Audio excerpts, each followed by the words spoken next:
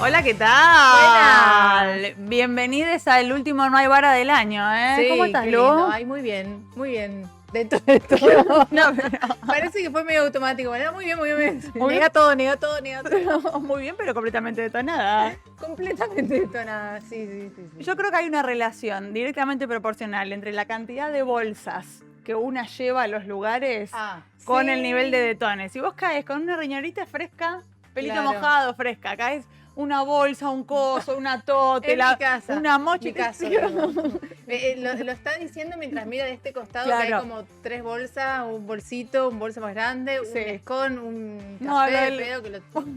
Lo del escón muy ajoba. ¿El escón está por la mitad? El escón está por la mitad, porque lo quise comer en el subte y Oh. no hice tiempo, me embataté. No, bueno, no. las cosas, No. tomé el taxi, creo que me tomé... Todavía no sé tomar bien los subtes acá en Buenos Aires. ¿En Me serio? pone mal eso. ¿Te fuiste para otro lado? Hoy iba a decir a la H o la D. Y no, busqué en el chat con Esteban, dije no, cuando la vez que le puse, yo sé que un día le dije qué subte era y bueno, y busqué, encontré y Esteban. Pero escúchame, existe lo que es Google Maps, todas las cosas. Sí, Pero pero sos una Google mujer de las Maps redes. me tira colectivos. Yo te dije, estaba en caballito. Porque lo debes tener seteado para colectivos, vieja. Ah, eso es. Ah, está. No, bueno, pará. Ah. Pero hace 2 años estoy acá, casi 3. Podría haberme tirado esa data antes. La gente del norte no, todavía no. No, bueno. Y yo que pienso que esta ciudad es fácil. Sí, bastante fácil. Bastante fácil. Dios Bien. atiende acá, por eso Sí, estamos acá. Por eso te viniste a vivir acá. Misiones, vos pensás que hay un stream. Claro. Un stream. No Igual- entramos todos. Igual viste que lo del stream ya. ¿Se está quemando? Sí, primero ya se está quemando. ¿Querés decir algo? Esto hay que avisar. Los streams son los parripollos de los 90. Dejen de abrir Total. streams porque ya no hay más gente que hable tanto en tantos lugares. Eso por un lado. Y por otro lado, ya tampoco importa dónde estemos. Sí, es verdad total. que en este programa hay unos acentos que no hay en ningún otro stream Eso de la me República gusta Argentina. destacar, sí, claro. Sí. Sí. Y recuerdo que yo tan porteña tampoco soy. Está muy bien. Bueno, vos de balance, ¿cómo venís? Diría mi mamá. No, ¿Qué tal odio, tu odio la balance? odio la narrativa de balance. Pero este año hay 2 cosas muy buenas para nombrar a quienes estamos aquí sentadas. Primero, este año me desnudé por amor y fue por vos. Yo al final no pasé esa foto, las No. quiero ver. Hoy las podemos ver, capaz si tenemos tiempo. Hoy si estaría muy tenemos bien. tiempo, al final vamos a poner las fotos de un desnudo cuidadísimo, cuidadísimo, que hice para la marca de ropa interior de mi amiga Lucía Perier. Y Sí. después, otra cosa muy fabulosa que pasó este año es que empecé a trabajar con una periodista que quiero, que admiro hace 1000 años y que está aquí con nosotros y es Miriam Lewin. ¡Ay, bravo!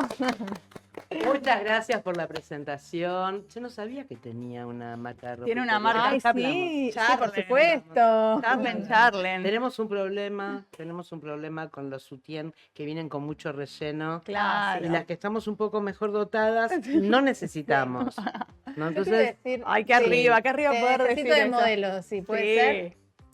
no sé si me animo, pero bueno, podemos negociar. Así empezó Dani, te cuento. Miriam y hoy está casi en pelota en las redes. Pero no se me ve mucho o sea, en las que estoy más en pelotas no se me ve la cara. Ah, como- buah. Es como Claro. de acá. Como una película porno. Siempre que se ve solamente la boca, ¿viste? Es terrible. ¿En qué deriva esta conversación? ¿Viste? Porque si empezamos así Sí. tan arriba, no sé a dónde vamos a terminar, chicas. Yo quería decir al aire, porque no se lo dije antes, pero Miriam es muchísimo más mona en vivo que lo que se te ve, que sos una linda mujer, pero digo, en presencial es una cosa de locos. O sea, no crean lo que ven en pantalla, en absoluto. Soy mucho más joven, mucho más delgada, tengo unas facciones mucho más refinadas. No, No pero muy crean lo linda. que están viendo en pantalla.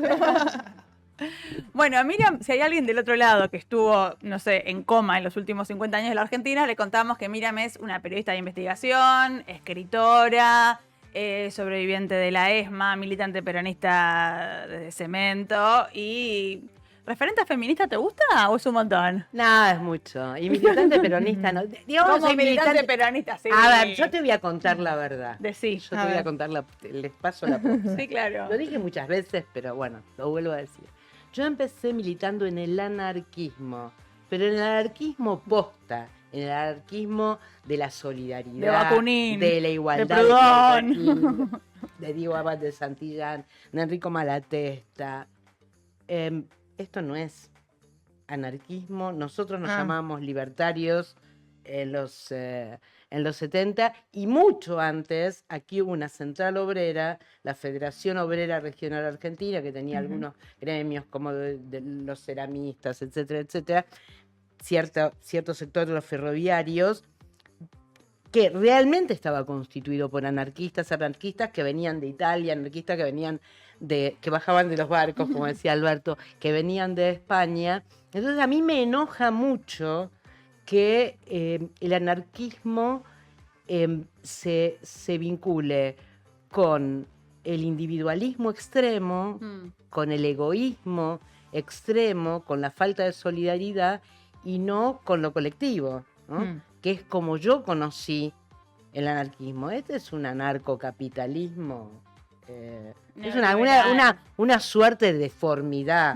del verdadero anarquismo. Acá, bueno, tenemos el caso de Simón Radovisky, hubo una escuela de militantes anarquistas aquí a principios, alrededor del 1900, muchos de los cuales estaban dispuestos a dar la vida por aquello en lo que creían. Hubo experiencias anarquistas en la guerra, durante la Guerra Civil Española, y todo eso yo lo aprendí de mi papá, que no era anarquista, pero veía con muy buenos ojos cuando yo era piba que leyera textos anarquistas. El anarquismo es una hermosa utopía. Cuando me di cuenta de que era solo una utopía y que no era factible que se plasmara en la realidad, es que empecé a militar en el peronismo. Claro. Eso duró muy poco, Miriam. Bueno, de los 14 a los 16. Realmente en la vida de una persona y en esos tiernos años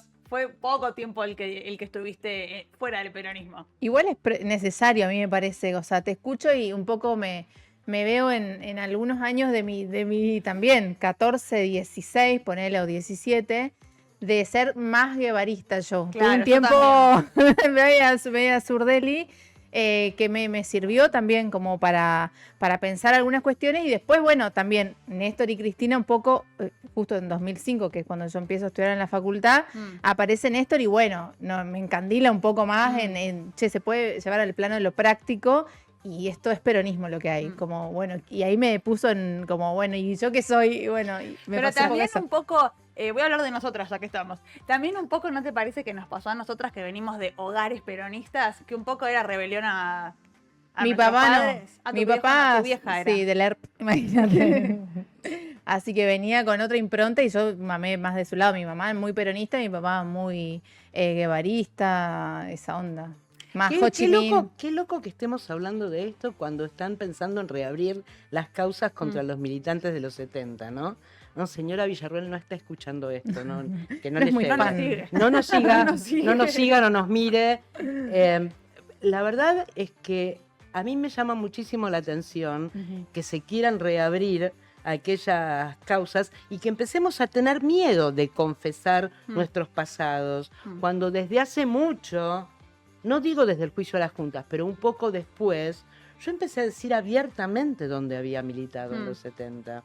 Es muy descorazonador que estemos retrocediendo tanto en el tiempo, ¿no? Muy descorazonador. A mí, ¿sabes qué? Me entristece también como, qué sé yo, amigos de mis viejos también que se van yendo, ¿no? Y digo, en un contexto como este, cuando veníamos muy bien de reivindicaciones fuertes, de procesos de justicia que nos hicieron tanto bien, y me angustia, digo, no le pudimos dar, digo, no le pudimos porque uno también tiene sus convicciones y también milita, pero digo, no le pudimos dejar un gobierno más acorde a cuando se fue, Velo, me pasó eso, bueno, con Norita después, bueno, los amigos de mi papá, digo, y también ver a mi papá que atraviesa como angustias también por lo que va viviendo, que parecía como un tema más saldado, y de repente está en un momento de mucha tristeza y me pone mal a mí, digo, como digo, eso, ustedes han dado todo. Sí, y ¿sabes lo que está pasando también? Es que hay discusiones internas en cuanto a la oportunidad de ciertas autocríticas que se estaban empezando a dar y que ahora el ataque la silencia. Hay una serie en en Disney, rarísimo, que se llama No digas nada, es una serie inglesa sobre el proceso de Lira y sobre la ejecución de los traidores y traidoras, ¿no? Los informantes del ejército del Reino Unido. Y yo pienso, si había alguien que quería empezar cierto revisionismo sobre lo que habían hecho los partidos de izquierda y las organizaciones armadas en los 70, esta persecución no está favoreciendo esa revisión y esa toma de conciencia de lo que se pudo haber hecho de otra manera. ¿Y también no te parece que el análisis que se hace socialmente es un poco, desde ya que es como superficial y bastante pelotudo, pero también desmedido? Como yo tengo, digamos, mi relación con esa parte de la historia es una relación claramente no vivencial. Yo nací como unos 20 años después. Pero mi registro como, no sé, como socióloga, es que no fue tanto, no había tanta guerrilla en Argentina. Y como la narrativa que hoy aparece, que trae Milei, que trae la Libertad Avanza, que trae toda esta nueva corriente de las nuevas derechas, es como si hubiera habido en Argentina verdaderamente como unos ejércitos civiles. Bueno, la verdad es que por no hubo. Por eso con Uji Goñi, que es un colega periodista que escribía para The Guardian hasta hace muy poco, nos enoja tanto cuando vienen académicos o periodistas de otros países angloparlantes y hablan de la Dirty War, de la guerra sucia. No hubo una guerra acá. Acá fue el Estado terrorista, las fuerzas de seguridad y las Fuerzas Armadas contra la sociedad civil. No había dos ejércitos equivalentes. Claro. ¿No? O sea, realmente no se puede hablar de una guerra.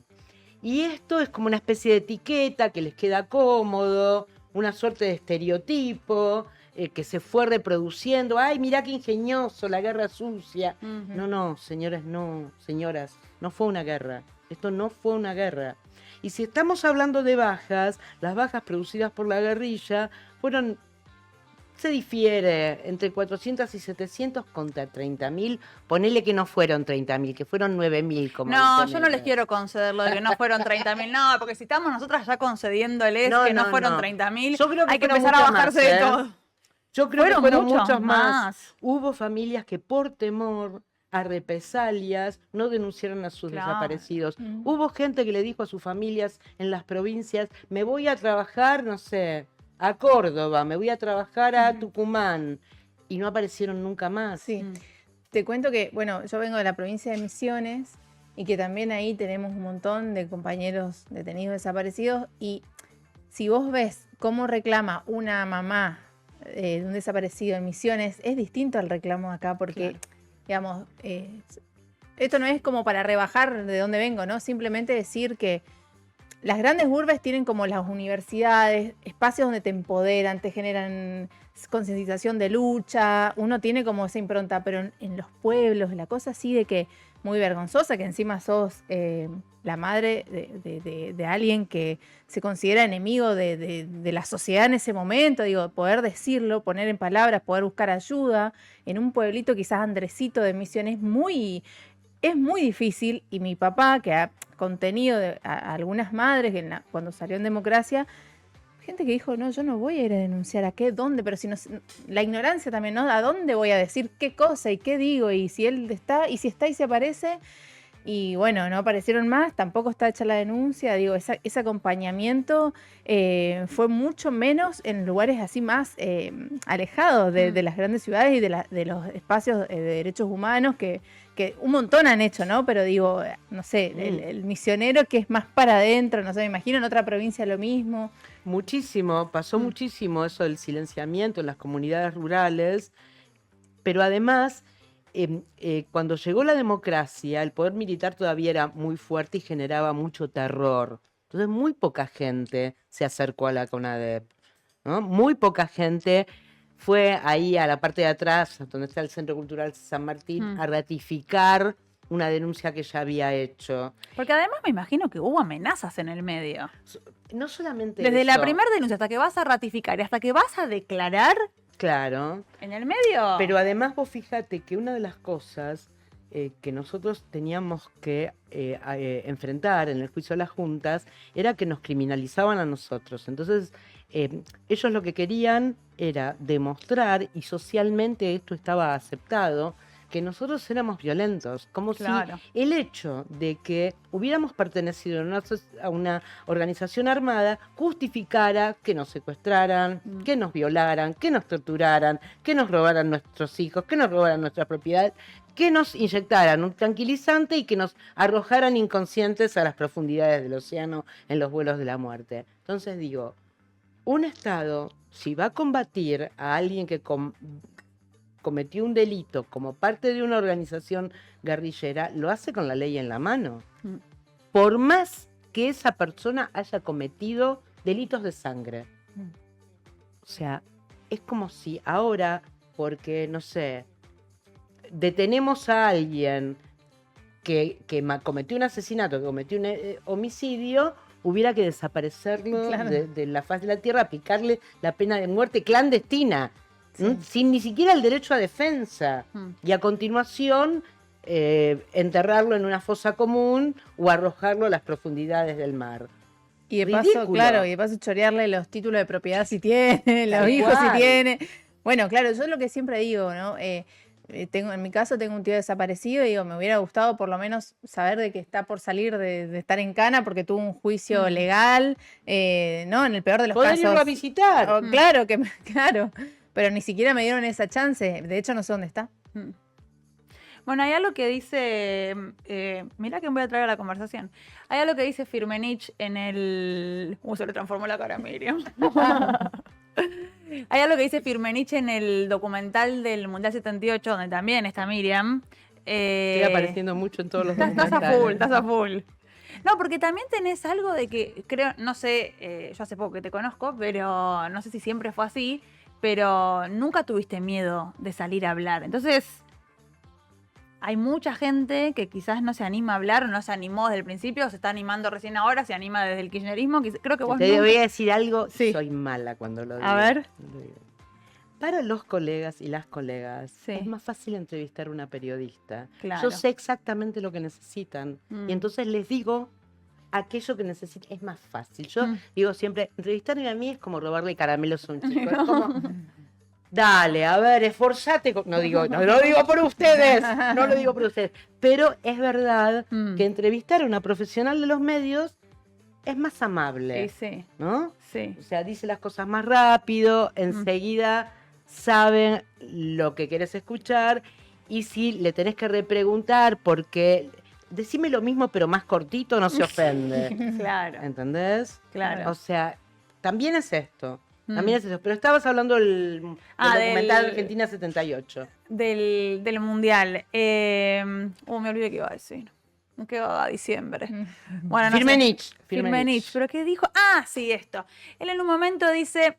bueno, nosotros veníamos de la dictadura de Onganía y pensábamos que esta nueva dictadura iba a ser más o menos igual, pero que iba a cambiar en términos cuantitativos, no en términos cualitativos. No esperábamos algo completamente diferente, una tortura y una represión de otra magnitud.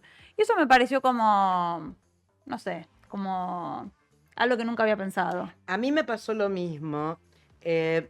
Durante la última época del gobierno de Isabel, bajo el lópezreísmo, actuaba un grupo terrorista de ultraderecha, un grupo parapolicial, que se llamaba Alianza Anticomunista Argentina, AAA. Tenían unos métodos absolutamente salvajes. Tocaban la puerta de una casa, salía el dueño de casa con sus 3 nenitos de 4, 3 y 1 año, y lo ametrallaban delante de los pibes. O secuestraban a alguien y aparecía en un camión frigorífico colgado como una res. O secuestraban a alguien y aparecía colgado de un puente con una soga.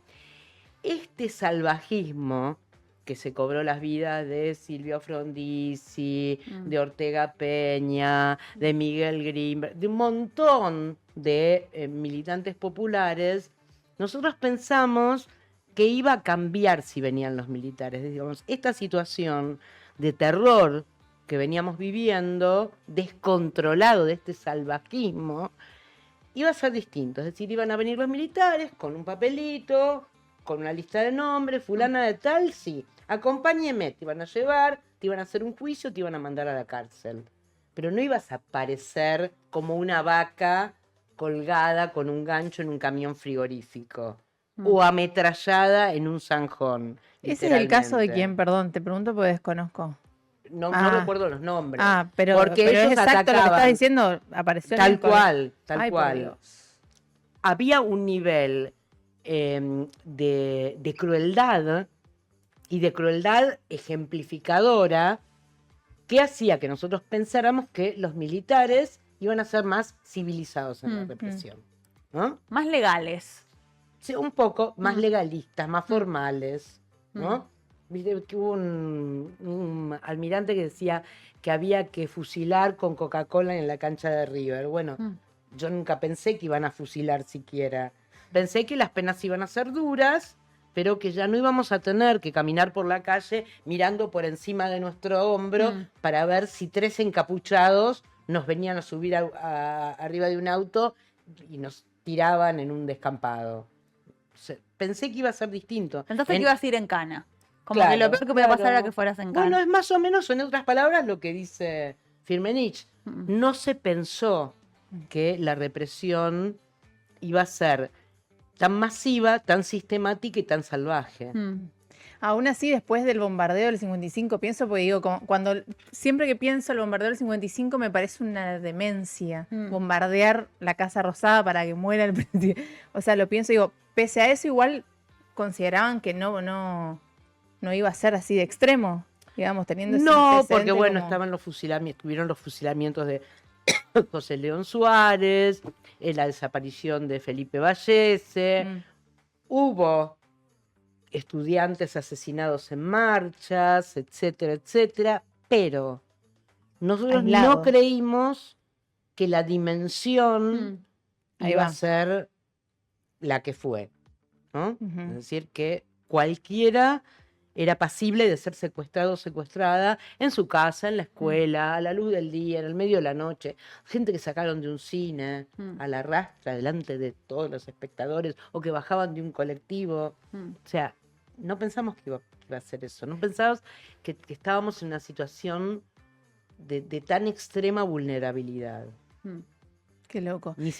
No nos imaginamos ni secuestros, ni robos de bebés, ni violaciones. Bueno, violaciones un poco sí, pero no pensamos en eso. Hay algo que vos decís, perdón, hay algo que vos decís en tu libro, en Putas y Guerrilleras, que lo tenemos por ahí, si podés poner, Fede, el PDF, la imagen, que yo creo que es como totalmente diferente a lo que se escribe al respecto, como que traes una dimensión, un enfoque feminista de la tortura, de la represión, de la desaparición forzada. Nada, me parece que estaría bueno que amplíes sobre eso. Bueno, a mí siempre me preguntan, ¿cuánto tardaste con Olga Warnat en escribir Putas y Guerrilleras? Y entre 3 meses y medio y 4 meses. Pero en pensarlo tardé 30 años.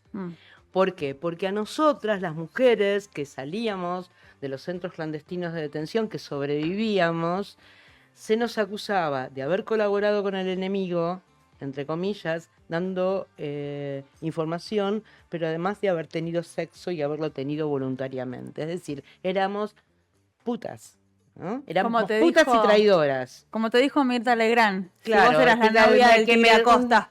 Un día me desenrajó. ¿Es verdad que vos salías con el Tigre Acosta? Ay. Salías. ¿Cómo Aparte, que lo único que no salías? hacías era salir. No. Claro, lo que principalmente no hacías era salir. Bueno, Íbamos a Costanera.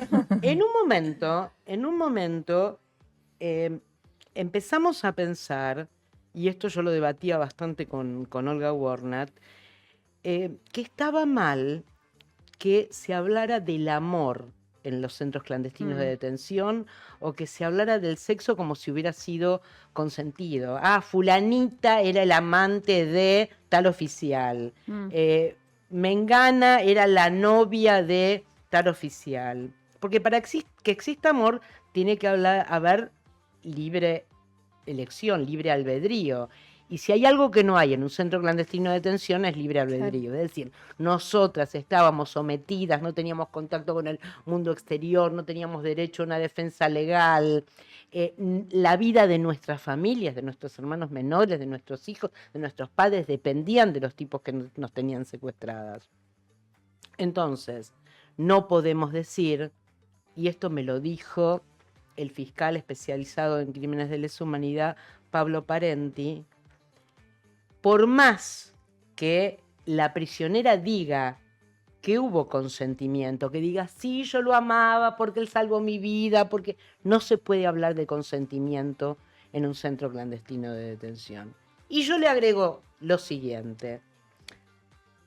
Yo recuerdo, y lo pongo en el libro, la película italiana Pascualino Siete Bellezas, donde un prisionero de un campo de concentración nazi tiene sexo forzado con una de las guardianas del centro del campo de concentración. ¿Qué hubiera pasado si hubieran sido mujeres las oficiales y las guardias de los centros clandestinos de detención en la Argentina? Y un secuestrado, percibiendo la atracción sexual que ejercía sobre una de las guardianas, para sobrevivir hubiera tenido sexo con ella. ¿Qué pasaba cuando salía y lo contaba? Y medio capo. Crack. Capo. Ay, pero vos la viste, vos la viste. Qué pillo. Qué manera de verla, Chad. Entonces, claro, lo levantaban en andas y lo llevaban a dar una vuelta a manzana, o sea, lo aplaudían. En cambio, si una mujer se hubiera visto ante la misma situación y elegía tener sexo para salvar su vida, la de su hijo, la de su hermana menor, lo que fuera, la suya propia, o por lo menos tener acceso a una mejor alimentación, un abrigo, una tibia promesa de sobrevida. No, es una puta. Incluso hubo un compañero de militancia, también colega periodista, que dijo que las mujeres se quebraran en la tortura y dieran información, todo bien, pero que se encamaran con los milicos. Y esto es lo más hijo de puta que escuché en un montón de tiempo. Y esto es porque el cuerpo de las mujeres le pertenece a los varones, ya sean sus compañeros de militancia, ya sean sus parejas, ya sean sus padres o sus hermanos. Cualquier tipo que esté cerca. Hay una situación en la que una chica que está en cana, está presa por derecha, es decir, en una cárcel legal, le cuenta a su madre que ha sido violada, y le digo, y la madre le contesta, pero no le cuentes a tu padre porque se va a hacer mucha mala sangre. Y otra situación en la que sale de un centro clandestino de detención en una ciudad chica, le cuenta al padre que ha sido violada, y el padre enloquecido sale a hacer justicia con el hermano en una camioneta, a buscar al presunto violador, que ella no había podido identificar, porque muchas veces las mujeres eran violadas encapuchadas o con tipos encapuchados. Y ese mensaje no es solamente un castigo, el sexo forzado no es un castigo solo hacia la mujer, sino hacia sus compañeros varones que se sienten castrados porque el hombre tiene el mandato de que nació para protegernos. En un centro clandestino de detención violan a tu mujer al lado tuyo, ¿y qué vas a hacer? No puedes hacer nada, porque muy probablemente estuvieras con grilletes y encadenado, y si no, si intentás protegerla, te pegan un tiro en la cabeza, ¿no? Es un mensaje hacia ellos, hacia los compañeros de militancia, y es un mensaje entre los represores hacia sus pares, porque se consideran habilitados para formar parte de una suerte de fratria, de hermandad, como dice Rita Segato, que tiene también conceptos muy interesantes que esboza en el prólogo de Putas y Guerrilleras, como del proxenetismo concentracionario. Es decir, el prisionero o el guardia o el suboficial que se porta bien es habilitado a tener sexo con una prisionera.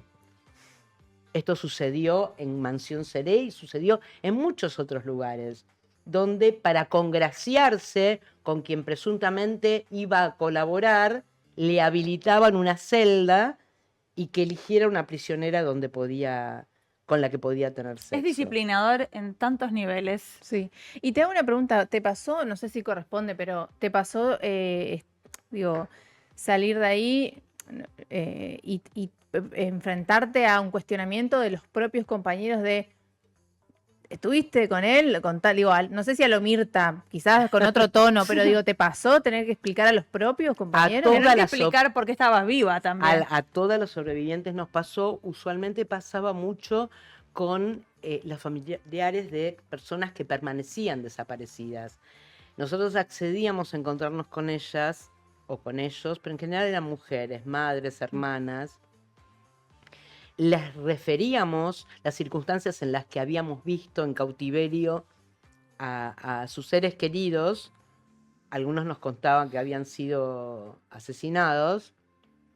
Y después de escuchar y de agradecer, la pregunta era, ¿y vos por qué te salvaste? Ay. Y una compañera mía, Elisa Tocar, que es coautora de uno de los libros que escribí sobre la experiencia concentracionaria con otras 4 compañeras, una de ellas, Elisa Tocar decía, ¿por qué nos preguntan a nosotros por qué sobrevivimos y no les preguntan a ellos por qué nos mataron dejaron tanta vivas? gente? Mm. O sea, es una respuesta que tienen solamente ellos. Y yo creo que en el caso de la ESMA, tiene que ver con un mecanismo de selección parecido a los campos nazis. Un día se salva un historiador, otro día un dentista, otro día un joyero, otro día una bailarina, otro día un músico, otro día alguien que podía limpiar, otro día nunca se sabía muy bien qué había que contestar en la fila de la selección para ser seleccionado para una leve esperanza de sobrevida, porque hay muchos prisioneros que fueron seleccionados para trabajar y después los mataron igual. Claro, porque vos trabajaste. En la ESMA, no en el primer centro clandestino de detención de inteligencia de la Fuerza Aérea, donde estuve en Virrey Ceballos al 600, que es un sitio de memoria. En el segundo centro clandestino de detención había un proyecto político, que era el del almirante Macera, el comandante en jefe de la Armada en ese momento, que quería convertirse en otro Perón. Él consideraba que podía heredar el ascendente sobre las masas de Perón. Y entonces quería absorber, al estilo vampiro, todo el savoir-faire, todo el conocimiento que nosotros, jóvenes militantes peronistas, teníamos para transferirle. En mi caso, me preguntaron qué sabía hacer, yo sabía redactar y sabía traducir del inglés y del francés. Entonces, en la pecera, y esto está en Argentina 1978, que era en el tercer piso del Casino de Oficiales, me pusieron a traducir artículos que se publicaban contra la dictadura en el exterior, lo que ellos calificaban como campaña anti-argentina en el exterior, y a redactar algunas columnas periodísticas que se emitían, que me dictaba el Tigre Acosta, y que se emitían en ocasión previa al Mundial, en Canal 13, que era el canal de la Marina en ese momento, paradójico porque yo después trabajé para Canal 13, sí, muy paradójico, o en Radiodifusión Argentina al Exterior. Radio Nacional. Sí, en Radio Nacional. Entonces, yo tipeaba el artículo, la nota, la poníamos en un sobre y con un mensajero iban a entregarla a Canal 13 o a Radio Nacional y después se emitía literal, sin cambiar una coma. Era muy impresionante porque a veces encendíamos en la pecera, en la oficina donde nos tenían trabajando, éramos mano de obra esclava, y veíamos en la pantalla que leían lo que nosotros habíamos escrito, es decir, una columna cuyas líneas editoriales marcaba un represor y redactada por una desaparecida, era leída por un periodista muy conocido en el mostrador del noticiero de Y ahí volvías a como a la esclavitud, digamos, perdón. Laburabas un rato y no es que ibas volvías a tu casa. No, Vos estabas ahí encerrada. yo estaba encerrada y dormía en el otro extremo del tercer piso, junto con otros prisioneros, algunos de los cuales todas las semanas eran eliminados en los vuelos de la muerte. Ay, O Dios sea, mío. coexistíamos con esa gente. Y una de nuestras tareas era permanentemente tratar de salvarles la vida a los recién llegados. Digamos, tratando de sondearlos en cuanto a qué habilidades tenían que a Macera y a sus seguidores pudieran interesarles. No siempre lo lográbamos, pero a veces sí. A veces no, mira, esta persona es una archivista o una bibliotecaria genial, esta otra persona sabe manejar una composer, que era la máquina que se utilizaba para tipear los originales para imprimir, porque ellos también producían audiovisuales, producían Para el exterior, cuadernismos. digamos, para En mandar afuera. general, en Les general. importaba mucho, ¿no? Como- Muchísimo. Para ellos era central, le hacía mucho daño a la dictadura toda la campaña de denuncia de violaciones a los derechos humanos en el exterior, principalmente en Francia, en Donde España, había en exiliados. Venezuela, en México, claro. Vos sabés que eso me hace acordar, mi papá siempre trata de contar como lo más jocoso posible algunas cosas de la cárcel. Estuvo 8 años y 9 meses preso. Entonces cuenta la vez que comió pollo al horno con ensalada y fue cuando venía la Cruz Roja, porque venía a chequear, digo, en son de lo que venís contando. Y bueno, y ese día era, o sea, venían de polenta, polenta, polenta con la salsa que era arriba. Y él decía, si estabas en el medio, te tocaba ya sin salsa, digamos. Entonces mi papá, de hecho, hasta el día de hoy no come polenta. Del recuerdo, imagínate que te queda. Pero un día aparecen con el pollo con ensalada y dijeron, ¿qué está pasando? Claro, pasaba la Cruz Roja y chequeaba que efectivamente sean cárceles con ciertas garantías, yo qué sé. derechos humanos mínimos. Sí, mínimos, pero no, nada de eso. Hay algo de que vos contaste alguna vez en una entrevista que había una columna específica que la escribía Rodolfo Terraño, que vivía afuera y que a ellos les causaba particular bronca porque tenía como una data muy interna, Terraño, porque evidentemente tenía algún infiltrado, algún topo, y vos esa la traducías rapidito para que se pongan mal. Claro, claro, sí, se llamaba Latin American Newsletter. Y Rodolfo Terraño era, creo que el director o el secretario de redacción, era una suerte de boletín en inglés. Y lo que tenía era información, como vos decís, suponete, ¿no? Hubo una reunión entre Videla y Macera, se escucharon gritos y Macera se fue dando un portazo. Eso lo tenía que haber transmitido alguien que estuvo ahí, De o por lo menos en adentro. el piso, en el edificio, en ese momento, ¿entendés? Porque no era un invento. Y ellos se ponían locos. Me acuerdo que el Tigre Acosta se ponía rojo de furia, porque se sentían vulnerados en su seguridad. Y a mí me encantaba. Y había una pequeña fuga de, Tal cual. de rebeldía, de Tal algo, cual. de Sabían- resistencia. Conocían las internas, pero las internas finitas, no las internas que salían en el diario, Claro. que todo el mundo conocía. ¿Entendés? Que, no sé, paradójico. Macera era más nacionalista y se oponía a la línea económica, al programa económico de Martínez de Oz.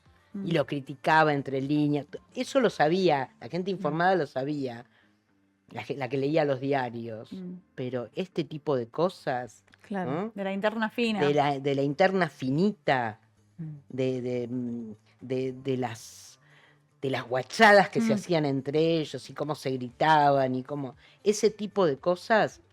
No, y encima de eso habrá pasado en una mesa bastante chica, me imagino yo, ¿no? Eso que decís, esa situación. Claro. No, tenían delante- un topo re adentro. O sea, muy adentro. No, tenían un topo. muy adentro. Claramente estaban infiltrados y eso los ponía del tomate. Claro. Vos estuviste hablando de la AAA y te quería hacer una pregunta porque hay recuerdo, bueno, te vi en la mesa de Mirta también ahí y en un momento hablaban de qué se le adjudica a Isabelita. Preguntaba a Mirta una cosa así y uno no me acuerdo quién era de la mesa que dice, bueno, cuando Isabel habla de exterminio, no es literal exterminio, o sea, se pasaron de la raya los demás, no tenía nada que ver esto con Isabel. Digo, ¿cuál es tu visión de ella en un contexto donde también se está debatiendo un montón, o yo siento como militante mucho más la figura de ella, algunos la reivindican más, menos, pero digo, ¿cuál es tu visión? Digo, de cómo... Nosotros empezamos a tener miedo en la época de Isabel y López Rega.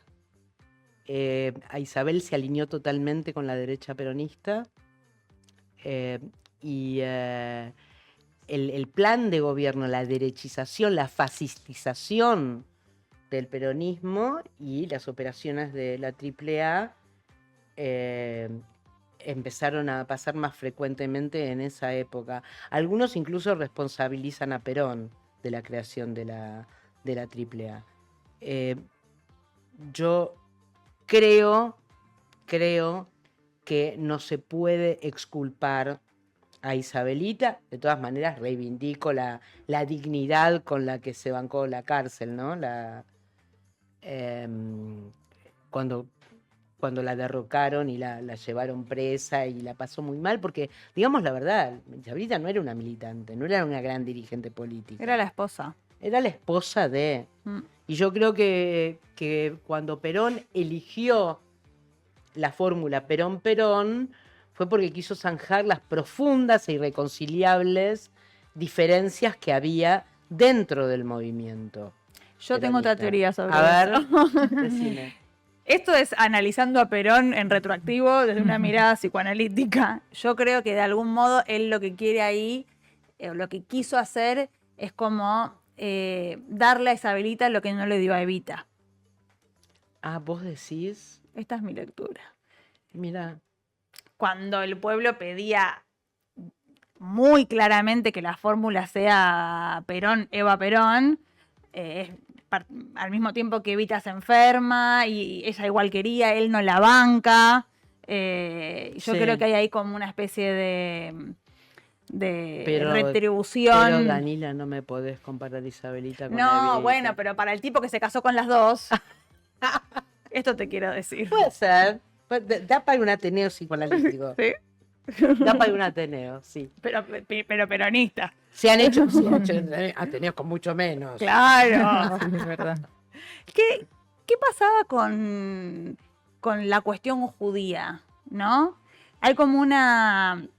Ahora que estamos en un momento de antisemitismo tremendo, y ahora si querés en breve entramos a eso, pero para cerrar el capítulo 70s, aparecía esa cuestión, había mayor saña con judíos y judías. ¿En la represión? Sí. Sí había. Sí había. Yo cuento una anécdota muy demostrativa. Es cuando yo entro a Virrey Ceballos, a la celda, en la cabecera de lo que era el camastro, en esta celda chiquitita, había una esvástica grabada, ¿no? Yo no sé si la habrá grabado un prisionero, no creo.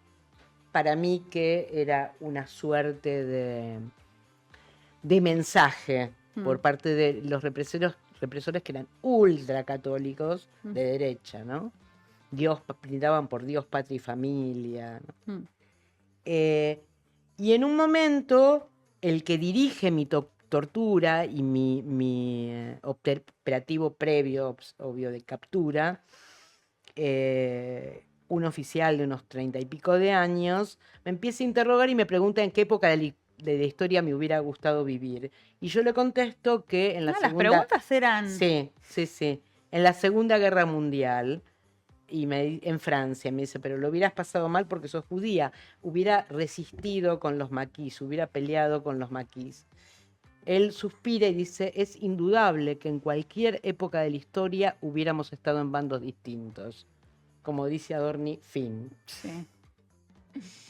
Wow. Eran realmente... Bueno, y una de las experiencias que tuve en Virrey Ceballos es que uno de los guardias, que era un scout católico, que decía que él también quería a los pobres, un pibe joven, yo tenía 19, él tenía 21, me trajo los evangelios, cosa que le agradezco, porque de otra manera, quién sabe si los hubiera leído, aunque hubiera preferido leerlos en otra circunstancia, y quería convertirme al catolicismo.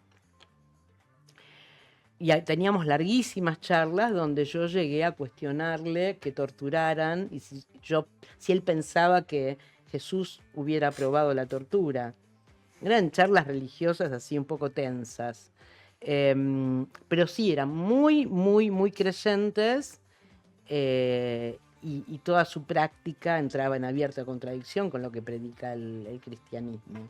Yo estaba pensando, nosotros tenemos súper apropiado que el eslogan, ¿no? De hacer grande al peronismo otra vez, porque consideramos que siempre que el peronismo fue grande, la Argentina fue grande. O sea, cuando el peronismo, o sea, que si nosotros somos un movimiento que vuelve al poder, pero efectivamente no lo toma, no se apropia, la Argentina queda medio igual, incluso a veces media...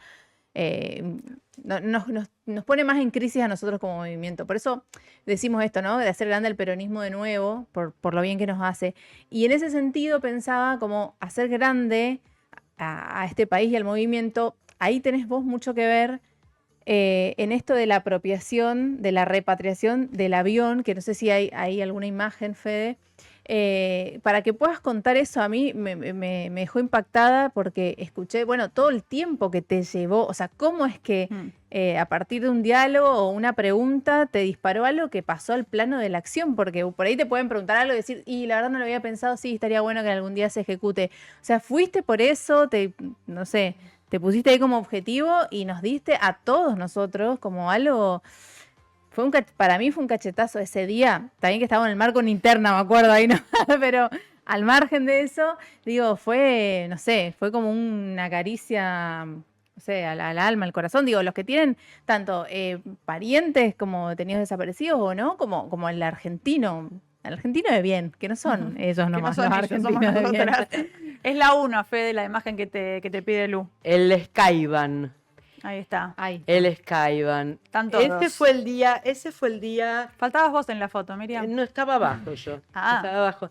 Ese fue el día en que se presentó en Sociedad del Skyban. Unos días antes aterrizó en Aeroparque.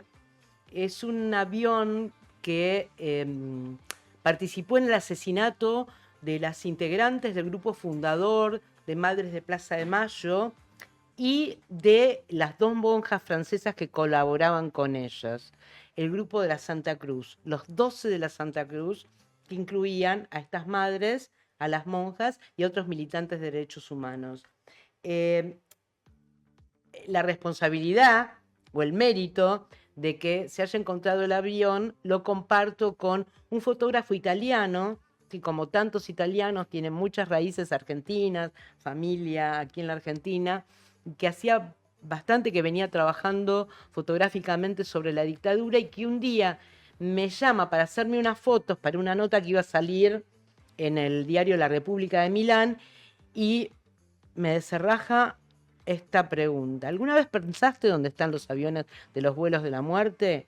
Y yo lo miro y le digo, no, pero además, ¿para qué puede servir? Son cosas. O sea, nada, cosas. Como si dentro de 10 años me dice... ¿Alguna vez pensaste dónde puede estar la copa en la que tomó Miriam Lewin? No, pero ¿para qué? Bueno, él me dice, porque puede conducir a los pilotos asesinos. Y yo dije, wow, ¿cómo?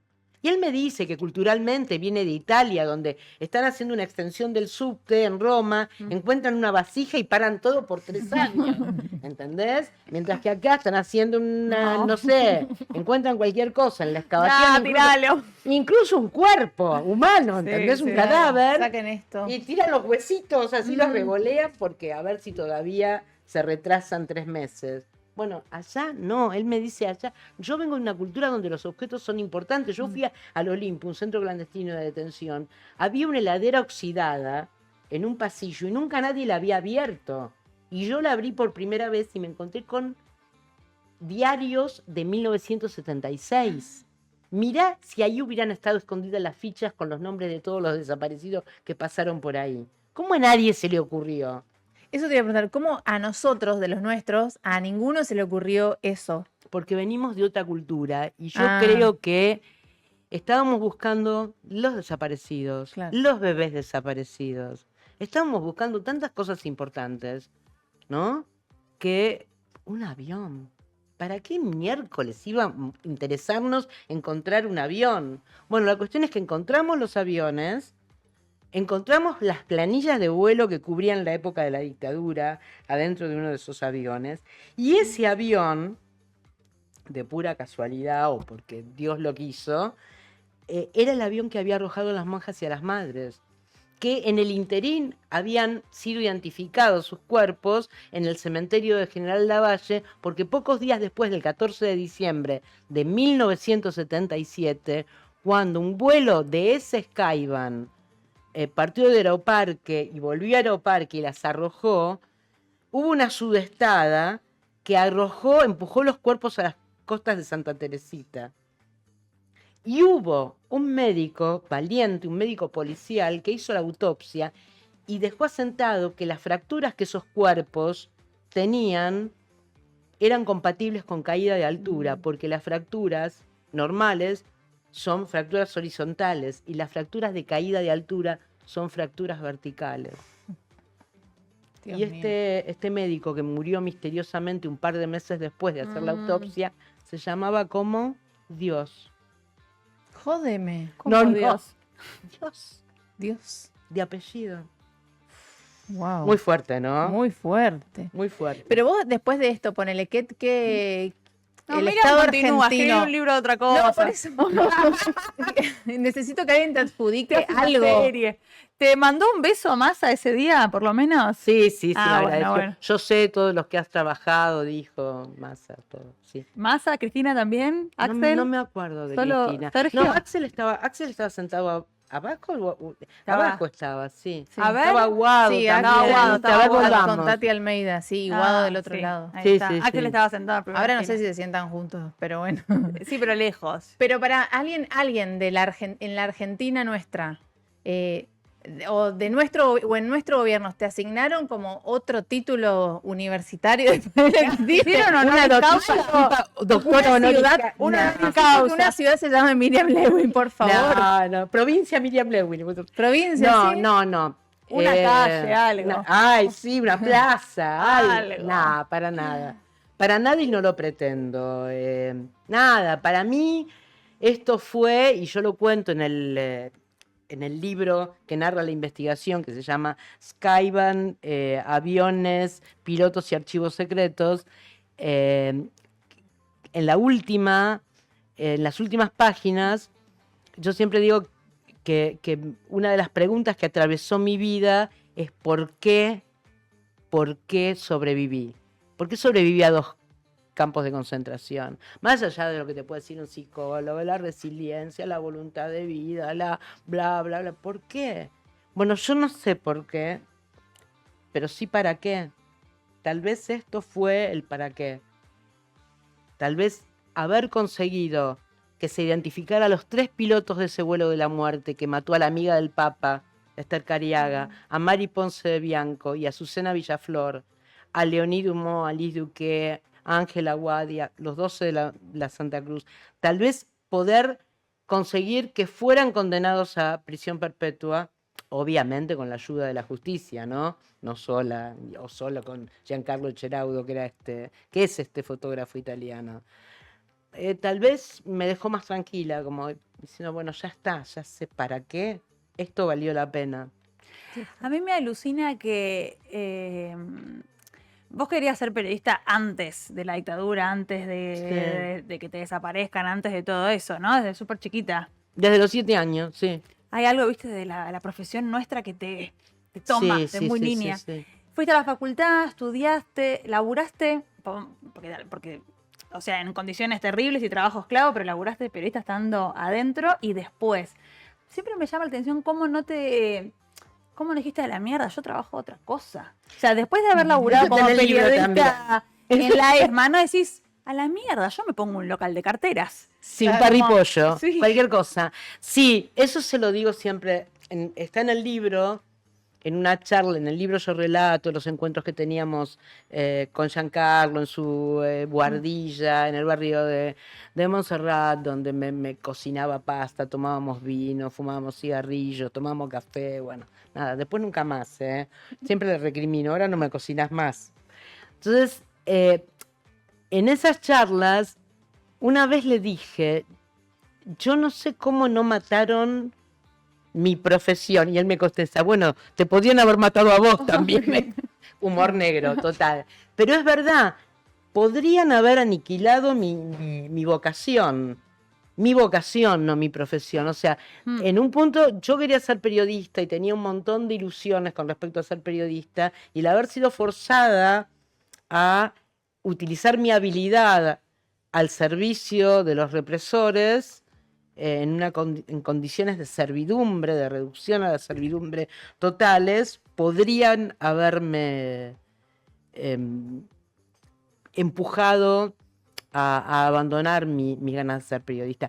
Ojo que no siempre fui periodista, después en el exilio trabajé como intérprete en una oficina de una abogada que hacía papeles de inmigración, hice otras cosas, no es que siempre trabajé de periodista. Pero intentabas o no, o sea, en Intenté el exilio... ponerme una imprenta acá, también me fue mal. Pero en el exilio intentaste elaborar de periodista, o como fue un tiempo que, bueno, yo me voy a guardar un poquitito. No, en el exilio teníamos un diario que se llamaba El Argentino, que era un periódico que se distribuía en el exilio argentino, chileno y uruguayo, ahí en la ciudad de Nueva York. Y ustedes preguntarán por qué me exilié en Nueva York. Me exilié en Nueva York porque era la única posibilidad de que los represores me dejaran salir del país, porque si les decía que iba a Venezuela, lleno de exiliados, no, México, lleno de exiliados, España, lleno de exiliados, Francia, lleno de exiliados. Tenías una tía también Tenía que podía la hermana de mi justificar, mamá. No, me voy a lo de mi tía. Me voy a lo de, yo soy La su Mabel. sobrina favorita, la hermana de Claro. mi mamá, mis primos me están esperando, bla, bla, bla. A mí, yo necesito volver al avión, porque me parece, yo no sé si es natural, pero los periodistas de investigación tienen semejantes hallazgos. O sea, esto es natural, porque para mí no es natural, pero quizás desconozco. Pero digo, me parece que sobrepasaste a la investigación, porque porque vos podés investigar y capaz que un poco no se termina resolviendo porque tenés que tener, no sé, la justicia laburando, un gobierno que decida. Entiendo que te facilitaron un poco, pero no sé, llevaste acá adelante algo muy, muy grosso y difícil, y que tuviste la suerte que abrieron y que habían algunos papeles y algunas cosas, ¿o no? Bueno, en realidad, lo que a mí me maravilla es que nadie pensó antes que esas planillas técnicas que describen cada uno de los vuelos que hizo el avión en su vida útil están en todos los aviones. Porque no es como un auto al que le truchás el cuentakilómetro y dale que va, lo vendés, ¿entendés? Está. O sea, está en juego la vida y la muerte de las personas. Entonces, quien te va a comprar un avión te pide las planillas. Y si hay un agujero o hay algo que parece falsificado, te lo va a cuestionar. Pero, che, entre este mes y este mes no hizo ningún vuelo. ¿Cómo es esto? ¿Y cuándo le hiciste el mantenimiento? ¿Y cuánto? Es así. Ahora, también tengo que agradecer que una de las hijas de Mabel Cariaga, una de las hijas de Esther Cariaga y Tati Almeida, desde el principio del gobierno de Alberto, quisieron traer el avión. En noviembre del 2017 fueron condenados a prisión perpetua 2 de los pilotos. Uno había muerto durante la prisión, el periodo de prisión. Ahora, ni bien asume Alberto, se le fue a hablar para que trajera el avión. Después vino la pandemia. Que sí, que bueno que vemos la pandemia. Y después de la pandemia, Tati Almeida, ahora presidenta de Madres de Plaza de Mayo, y Mabel Cariaga, volvieron a hablar, y ahí fue que las derivaron a hablar con Massa, que era ministro de Economía. Y Massa hizo todo lo posible para traer el avión a la Argentina, que estaba prestando servicios en los Estados Unidos, porque la prefectura después vende el avión, vende los aviones en realidad. Eran 5, 2 caen en Malvina, los Skywa, después habían Electra, pero los Electra estaban en la Argentina. Uno se puede ver en el Camino de Cintura. Mira. ¿Y hoy dónde está ese avión? ¿Dónde está? ¿El del Camino de Cintura? No, ¿El Skyvan? Sí. En la ex ESMA. Ah, En lo la podemos ex ver ESMA ahí. está. como testimonio indiscutible de la barbarie represiva. Porque, a ver, vos me podés decir que había gente peligrosa militando en contra de la dictadura, que eran peligrosos guerrilleros armados. Acá tiraron 3 madres y 2 monjas. O sea, en este vuelo había gente que se me pone la piel de gallina cuando pienso que el único delito que habían cometido estas mujeres era buscar a sus hijos desaparecidos, y que estas 2 monjitas francesas lo único que hacían es darles apoyo espiritual y acompañarlas y sostenerlas, y que en la ESMA quisieron fingir, esta es una fake news de la época, que habían sido secuestradas por montoneros. Entonces pusieron una bandera de montoneros con el diario del día y le sacaron una foto y trataron de convencer a la prensa extranjera que la guerrilla había secuestrado a estas mujeres. ¿Y por qué tendrían tanto miedo a unas monjas y unas madrecitas que buscaban sus hijos, digamos? Yo creo que habían armado un operativo por el cual habían infiltrado este grupo en la Santa Cruz, en la iglesia de la Santa Cruz. Alfredo Astiz, alias el Ángel Rubio, uno de los integrantes del grupo de tareas, se hizo pasar por el hermano de un desaparecido. Entonces trató de ganarse la confianza de estas madres, logró ganarse la confianza de Azucena Villaflor, que en algún momento pensó hasta en llevarlo, porque él decía que era de Mar del Plata, que era verdad. Pensó en llevarlo a dormir a su casa. Y el marido se opuso, dijo, tenemos una hija adolescente, ¿cómo vas a traer a un muchacho que no conoces? Bueno, los prejuicios de la época. Pero ella lo quería como un hijo, lo protegía. Es más, cuando las secuestran, las madres preguntan dónde está el chico rubio. No se habían dado cuenta todas ellas que era un infiltrado, un entregador. Claro, como aleccionador para las que vinieran, ponele, porque digo que... Claro que sí. Porque si no eran militantes fervientes, digo, no era que es un monto, Bueno, no. Pero ellos, porque sabían eso. Ellas estaban juntando plata para publicar en el diario la primera solicitada con los nombres de todos los desaparecidos, y entre ellos estaba el nombre del supuesto hermano de Astiz, claro. Gustavo Niño. Ahí va. Entonces, esto les estaba generando un escozor y los estaba exponiendo internacionalmente. Entonces, ahí había un mensaje disciplinador, una advertencia. No reclamen por sus seres queridos porque les puede pasar esto. Pueden desaparecer y no aparecer nunca más. Y también porque, esta es como mi explicación, hipótesis. Los montoneros tenían pésima prensa, eran unos locos, unos violentos, habían matado civiles que no tenían nada que ver, la pobre chica Lambrusquini y todo eso. Pero tenías unas madres completamente inocentes buscando a sus hijos. Ahí había un grupo con quien la sociedad civil no politizada podía sentirse identificada, y ahí había como un punto flaco, ¿no? Claro, totalmente. Totalmente. Para ellos eran molestos, y uno de las excusas o de los argumentos que utilizó Astiz para precipitar el secuestro fue que había encontrado a una de las monjas con un volante de vanguardia comunista. Entonces ahora me van a negar que son zurdas, que son... O sea, nada, probablemente... Primero, que tenía derecho a tenerlo. Segundo, es muy posible que alguien se lo hubiera dado. No era que ella estaba distribuyendo material de ese calibre. Es tremendo cómo hay infinidad de pruebas de todo el horror de la dictadura, como hay infinidad de pruebas de todo el horror del Holocausto, y todavía hay personas que miran la realidad así como como con ojos y con Bueno. una mirada torcida, como, ay, no sé si esto Dentro del tan progresismo. así. Claro, dentro del progresismo, o también está esta cosa, me tienen harta con. La nata, me tienen harto con la dictadura, me tienen Claro. harto con los 70s. Claro, me tienen harto con los 70, me tienen harto con el holocausto. Ustedes los judíos siempre victimizándose, che. Qué pesados. ¿Cómo cuesta el rol de víctima socialmente? Sí, sobre todo cuando. Hay gente que sí, que es víctima. Hay un actor social que es una víctima. Es como. Es pelearse con la realidad. Sí, pero también, por ejemplo, en mi caso, yo nunca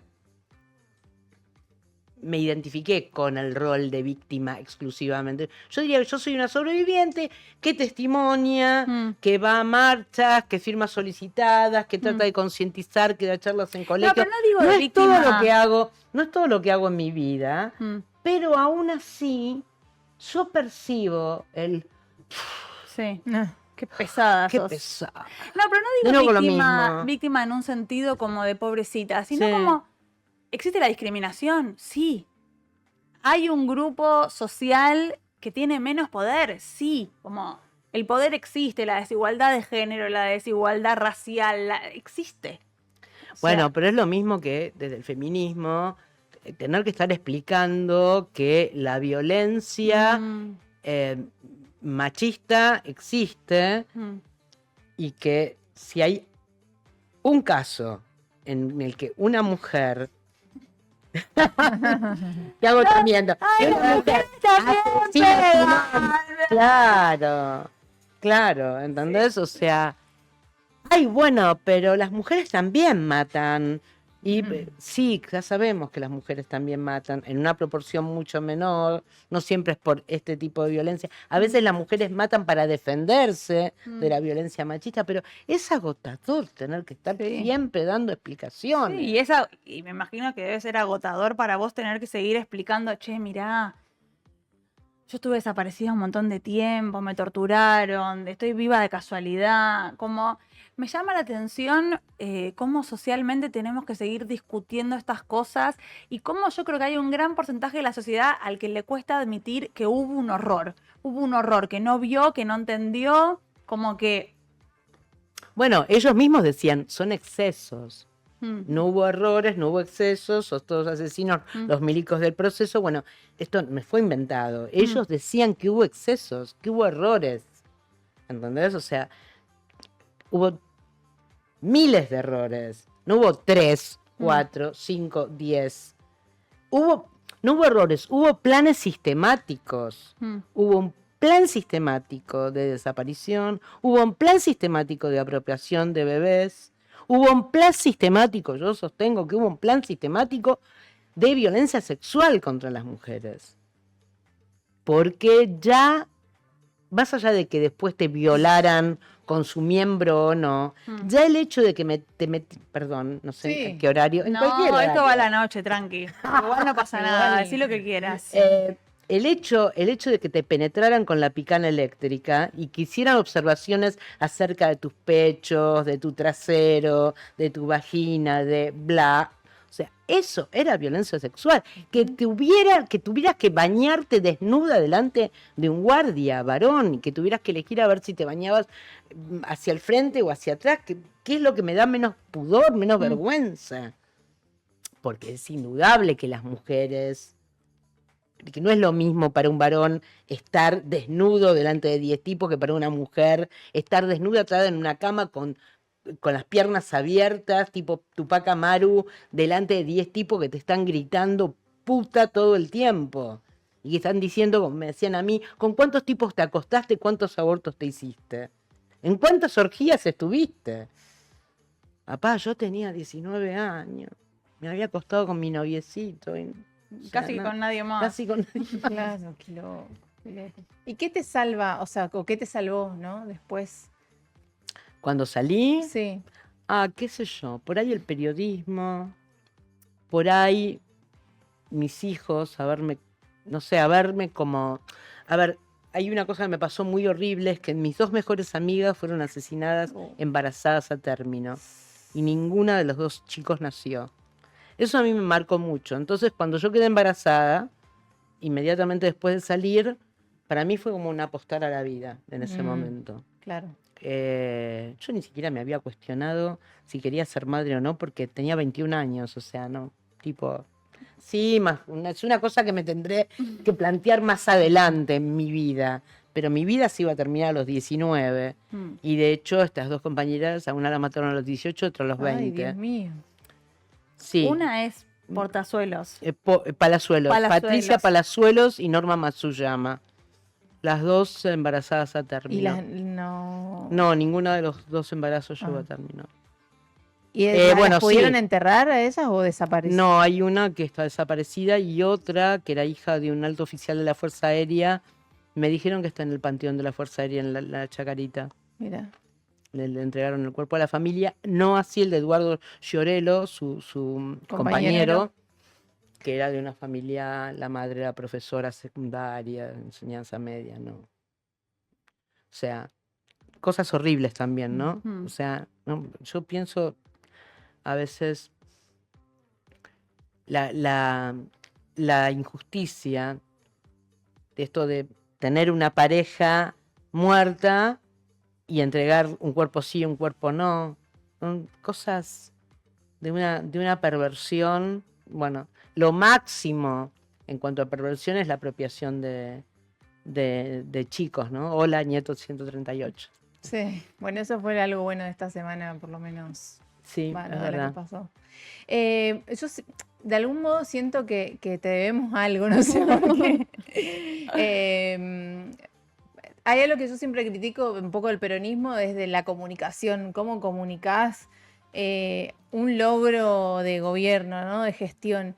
Y esto, si bien se comunicó piola, digo, tiene que haber otra manera de poder contar y que mucha más gente te pueda conocer. No sé, yo siempre pienso desde un lugar periférico porque nací desde la periferia y parece que siempre lloro por lo mismo, pero realmente uno está muy por fuera de lo que pasa por acá y haberte conocido, haberte escuchado, como me parece necesario que todos los compañeros que sepan esto que vos hiciste. Me parece como, no sé, me siento muy agradecida, pero también digo, ¿cómo no se nos ocurre de qué manera contar, de que vos digas, bueno, quiero consumir esto? Porque a veces está bien, en medio de un contexto de internas y yo qué sé, ver esa mesa capaz que ya te predisponía a decir, bueno, esto es todo peronismo, sigo.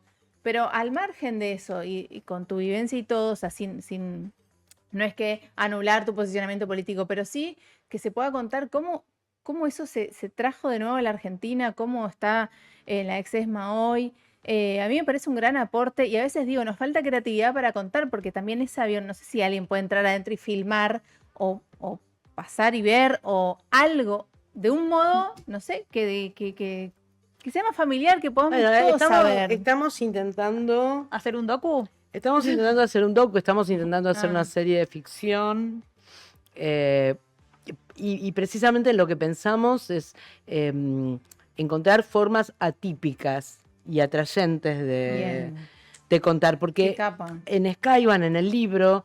Bueno, pero vos también te tenés que ocupar de eso como alguien. No, bueno, sí hemos tenido algunas propuestas, algunas todavía están ahí. Pero lo que a mí me parece es que yo no quiero que quienes ya conocen el tema se enteren. Yo quiero que se enteren las nuevas generaciones. Por eso me parece importante que el avión esté ahí. Porque quienes vayan de colegios secundarios, ahora el recorrido del casino de oficiales que está en el otro extremo del predio termina en el avión. Entonces, me parece importante que los chicos vean ese avión que es tan atípico en sus formas, ¿no? Pobre, el avión es una máquina, no tiene la mínima culpa. Pero es un avión cuya imagen es muy pregnante.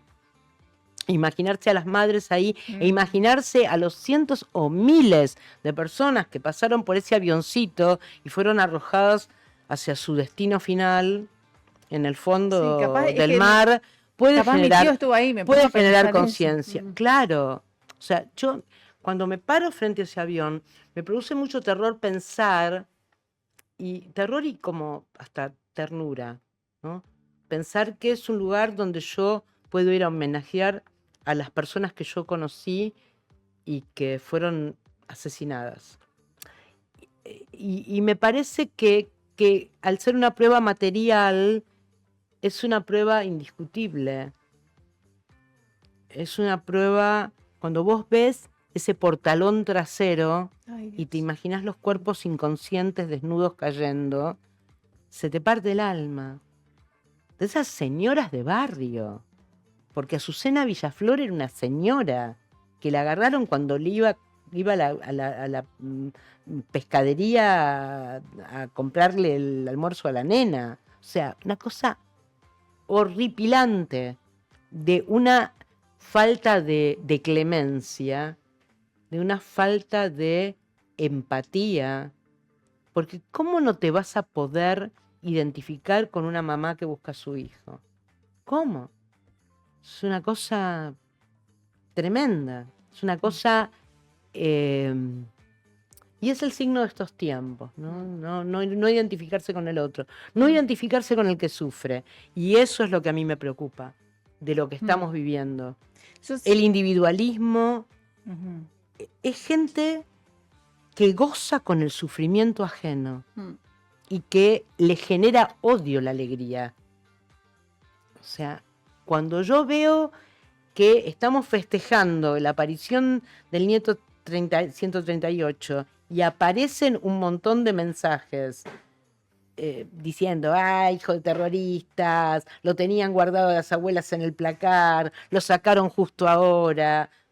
Yo digo, esta gente le genera odio la alegría de los demás. Y también también hacen un esfuerzo muy grande por desarrollar unas narrativas de mierda complicadísimas en vez de conectar con lo que... Tenés el avión ahí. Tenés los testimonios ahí. Sí, totalmente. Hay algo como de...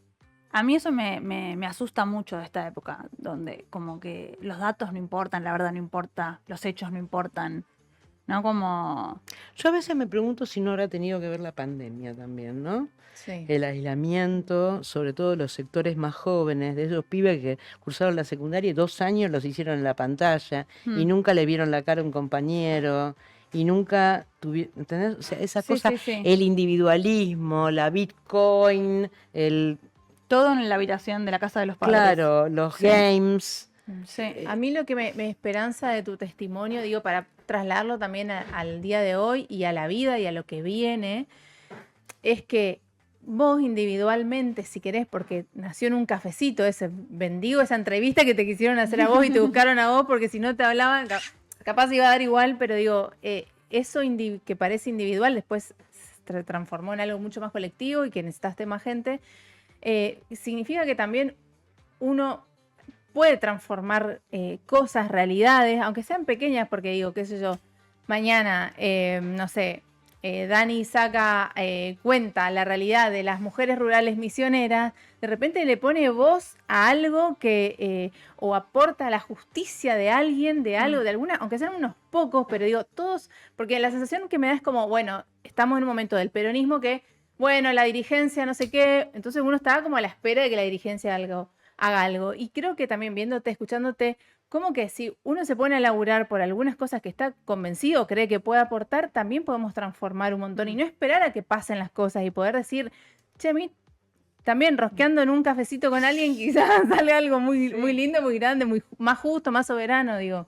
No sé, me esperanza. Ojalá, ojalá. Este es un momento de desesperanza. Y yo creo que hay una batalla cultural que venimos perdiendo y que está predominando esto, por eso yo lo vinculo un poco con el aislamiento de la pandemia, ¿no?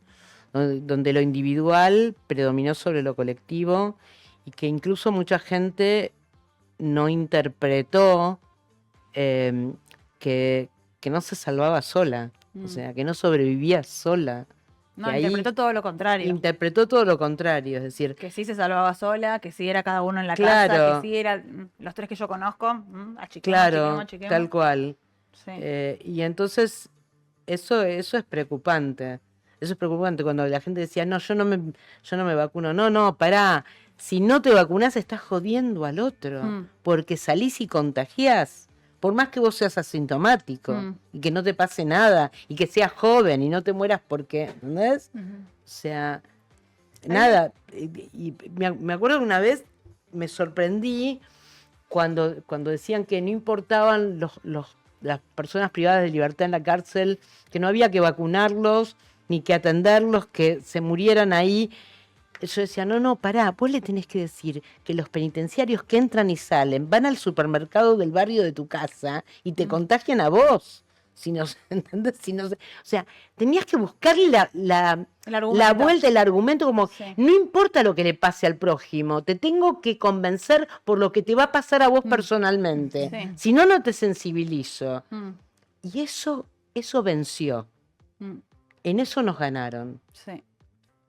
O nos vienen ganando. Nos vienen ganando. Y en ese nos vienen ganando hay un florecimiento de todos los discursos de odio contra todos los colectivos, todos los nuestros, los judíos, las mujeres, las personas de izquierda, los cucas, que digamos, tenemos en esta mesa tenemos todos los números. Bueno, y en el caso de los judíos, vos lo sabes bien porque lo venimos charlando, el antisemitismo florece por izquierda y por derecha. Es decir, el progresismo también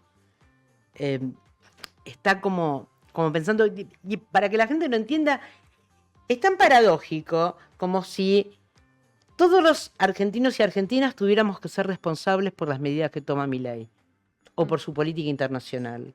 Es decir, no todos los judíos y judías estamos de acuerdo, y muchos de los judíos y judías que viven en Israel están en contra de la política belicista de Netanyahu. De hecho, yo sospecho mucho de que ese ingreso de miles de combatientes de Hamás sobre el territorio de Israel el 8 de haya octubre. podido, el 7 de octubre, haya podido escapársele a los servicios israelíes, que son, se dicen, uno de los mejor entrenados del mundo. No son 3 tipos que se te colaron por un alambrado, volaron miles en parapente y después tardaste 8 horas en llegar.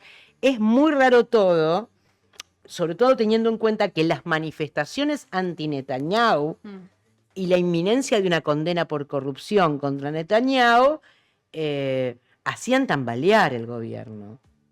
Lo mismo que el gobierno de Bush, después de lo de la Torre Gemela, se consolidó y todo el mundo se encolumnó. Ni siquiera le duró tanto a Netanyahu porque hay muchas manifestaciones anti-Netanyahu. El otro día vi en Tel Aviv una con una pancarta que decía Crime Minister, ministro del crimen, no Prime Minister, primer ministro. Ahora, yo me pregunto, ¿todos esos judíos que se manifiestan contra Netanyahu son antisemitas? Porque acá, a quienes somos críticas o que no nos expresamos todos los días en contra... Todos los días te quiero. Todos los días, Todos los días en contra de lo que está sucediendo en Gaza, que nos parece un horror, absolutamente injustificable. Bueno, aparentemente estamos avalando. Es como si todos los días tuviéramos que salir a decir que no estamos de acuerdo, todos los argentinos, los 46 millones, de que no estamos de acuerdo con lo que hacen. No, igual es más lejano aún, porque yo fui a Israel una vez, medio de casualidad, porque había un viaje prácticamente gratis. Yo estoy muy lejos de Israel, y cuando digo esto, los judíos se ofenden porque, ay, ¿cómo le das la espalda a tu patria? Mi patria es la Argentina. Por un lado eso, y por otro lado, los no judíos, medio que les gusta un poco el antisemitismo, también se ofenden porque no, que te bajás. Claro. ¿No? Para mí hay como una lectura muy antojadiza, por no decir de mierda, de la expectativa que hay, de la lectura que hay de los judíos en Argentina. Y volvemos a momentos muy de verga de la Argentina, donde volvemos a contar cuántos judíos hay en un medio de comunicación. Están sobre representados. El otro día yo jodía, porque en Futurock somos varios los judíos, y decía, bueno, hagamos un censo. ¿A quién vamos a echar, no? Porque es un medio chico y somos 4 o 5 judíos. Bueno, ¡epa! A ver quién tambalea. ¡Epa! Pero me parece que estamos en un momento muy terrible. Hoy a la mañana discutí con una piba a quien no conozco en las redes, que me decía, no, pero si ustedes la piba no era judía. No, porque si ustedes no hacen nada, este genocidio se está haciendo en su nombre. Entonces después, si pasa algo en Argentina, va a ser su culpa. Bueno. Poco. Bueno, se te pasó un puedo creer. poquito. Le dije, entonces, Sí. digo, ¿no te parece raro que nosotros tengamos que hacer un montón de cosas para que no nos discriminen? Es medio raro, Sí. porque hay como un derecho medio básico de, ¿no? De que no te discriminen. Y no me parece casual que estos discursos de odio terribles vuelvan en este contexto, donde hay una imposibilidad muy grande por empatizar con el dolor del otro. ¿No? Sí. Hay como una cosa de que el dolor del otro resulta, no sé, una hipótesis, resulta tan insoportable que es que no voy a conectar con eso para nada. De alguna manera vos te lo buscaste. Sí. Todas las teorías de la pollerita muy corta, ¿no? Porque Tal esta cual. piba adelantándose a posibles atentados o a discriminaciones en la vida diaria, ¿no? Como, bueno, después no te quejes si te discriminan. Tal cual. Tal cual, sí, sí. Sí, yo lo que creo es que la sociedad argentina es una sociedad donde hay un antisemitismo como de baja intensidad, que aflora Sí. en determinadas coyunturas, ¿no? O sea, a ver, técnicamente, el hijo de Suari Araceli, si no es de un vientre judío, no es judío, pero tiene un apellido judío, entonces él Es el culpable. es el culpable de haberse mofado de nuestra religiosidad, dicen los católicos. Sí. ¿Perdón? Y ahí empezó la cuestión de el análisis de qué porcentaje de judíos había en los medios de comunicación. Mm. Los judíos manejan las finanzas, manejan la cultura, manejan... Ese judío es un empleado de ese medio. Además, esa idea como de que los judíos dueños de los medios muy de los 90. Hoy ya no. A mí- digamos. Ay, yo necesito en otro programa para hablar de todo esto que recién entramos. Estamos haciendo un programa con Miriam, digamos. a mí me inquieta mucho. Nos parece que son cuestiones que hay que analizar, que hay cientos de maneras legítimas de sentirse judío. Es lo mismo que si vos me decís, sos católica, tenés que ser monja de clausura, si no, no. O tenés que ser del Opus Dei, si no, no. Yo, por ejemplo, me siento conectada con el Estado de Israel. Fui 2 veces solamente, pero qué sé yo, tengo familia, hubo amigos de mi papá que consideraron, a pesar de ser de un movimiento más laico, que se tenían que ir a vivir a Israel en los años 50. Bueno, nada, pensamos distinto, todos pensamos distinto. Berkovich, Tenenbaum, Nosotras. Mangel, nosotras. Muchos de nosotros pensamos distinto. Martín Caparrós, que es hijo de una madre judía. Mirá. ¿Ves? Mirá. O sea, nada, nadie piensa en eso. Vamos a tener que mostrar que el certificado de que El otro día un dirigente igual- de la AMIA, Sí. me acuerdo que dijo que él iba a representar a los judíos genuinos. ¿Quiénes son los judíos genuinos? Claro. Nosotras no. ¿Qué tenés que tener? ¿La receta del Leikach de la Bobe? Sí. ¿De los niches? No entiendo. Nosotras no. Nosotras no, obvio. El otro día discutí acá con nuestro otro compañero que hoy no está, que él me decía, bueno, pero vos no sos tan judía. Bueno. Y le digo, no, Esteban, yo soy re judía, re. Solo que no soy religiosa. No uso capelu, no estoy casada con otro judío, no estoy abrigada, por suerte, porque el calor que hace acá es importantísimo.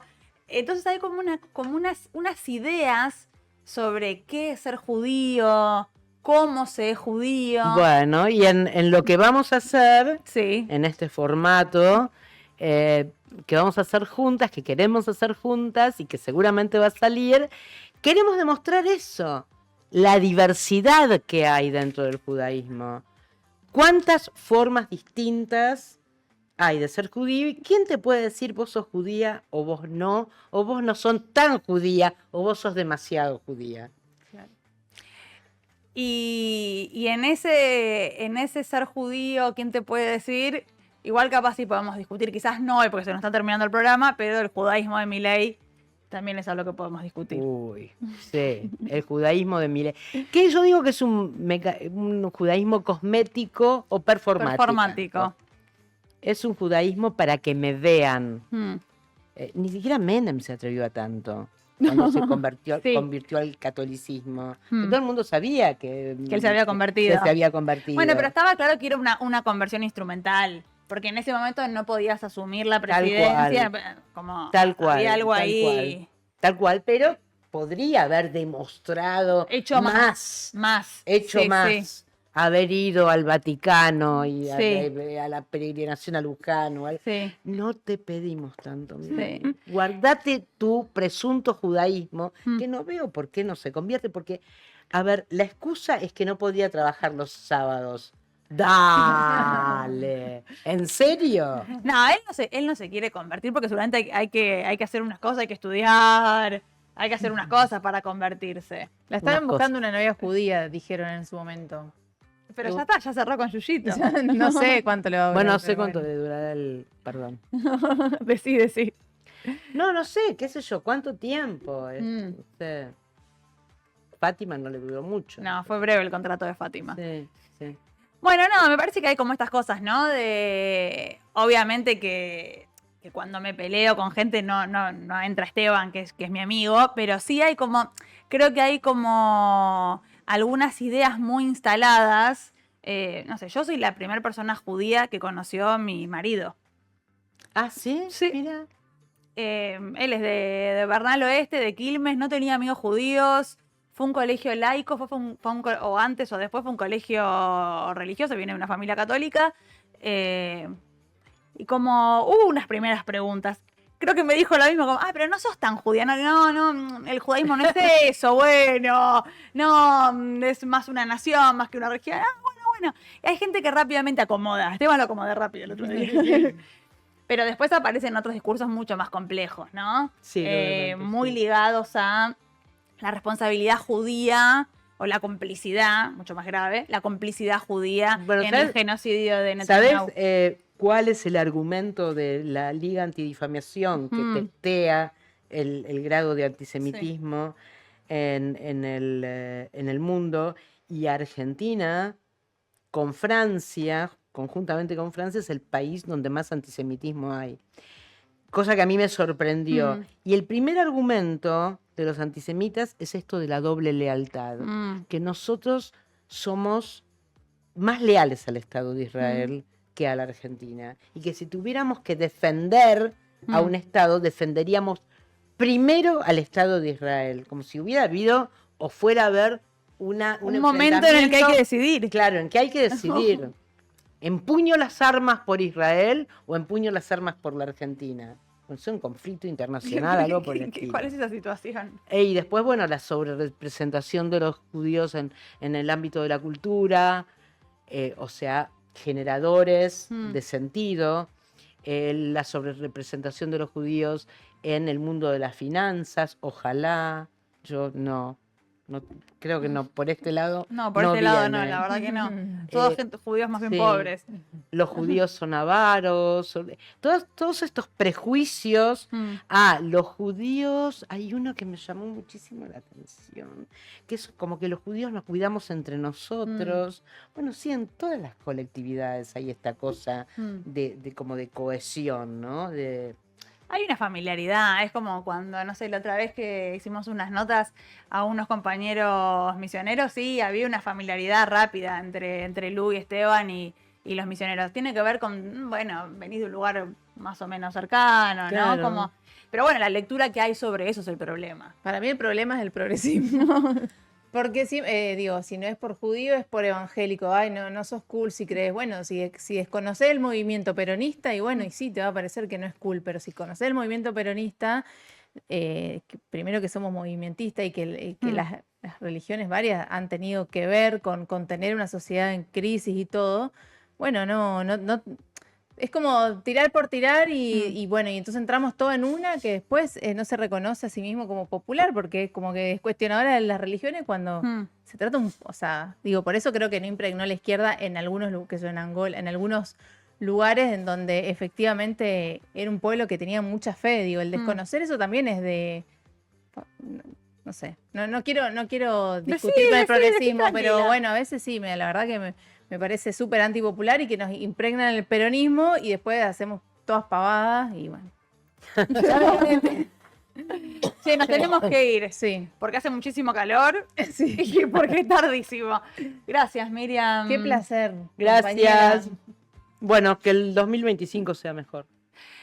Esto ha sido No hay vara. Dejamos acá. Vamos Sí. a dejar acá y nos vamos a volver a ver en febrero o marzo, no se sabe, pero habrá noticias. Sí. Tanto Yo le quiero mandar. de sí. nosotras acá, Lucía y yo, y de nosotras acá. Miriam y También, yo. sí, esperamos esas novedades. Bueno, y agradecemos a nuestros amigos, a quienes Sí. confiaron en nosotros para estar acá. Les mandamos un beso enorme. ¿no? ¿Decimos ¿Les los podemos nombres? decir los nombres? No. Ellos saben quiénes son. Le mandamos un beso a David, a Nacho. Sí, que han creído en nosotros, a nuestras productoras, a la Gigi, a Yari, Yara. a Fede, que hizo posible esto también. Al mono, que no está, Esteban, Sí. también. Que está en bikini a un lado tomando sol. Sí. Bueno, esto ha sido No hay vara. Chau, amigues.